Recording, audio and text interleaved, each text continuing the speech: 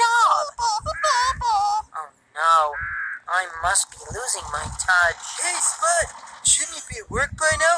Farmer Pickle says there's lots of birds around eating his crops. You won't tell him I was late, will you? Can't stop, Spud.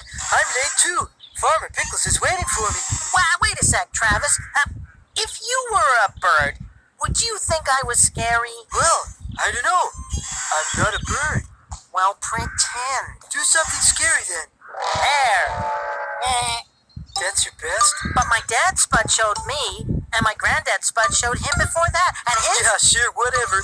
Maybe birds just don't find scarecrows scary anymore. But what about my scary pointy nose and my long scary arms and... Hey, why don't you try some karate? Alright, here we go. Listen, bird, I can be scary if I want. You'll see. Ah! Ha ha! Oh, whoa, whoa, whoa, whoa. Oh, ee, ah, oh, oh.